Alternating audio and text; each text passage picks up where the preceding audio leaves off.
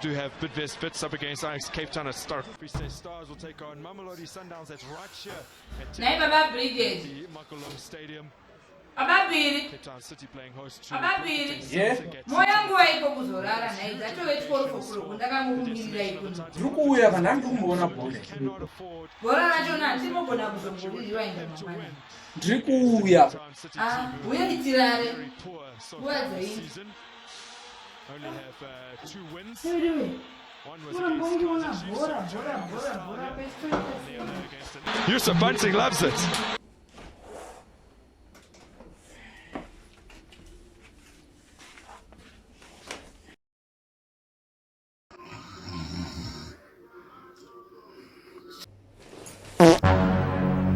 Hayi nisikolele igumbi.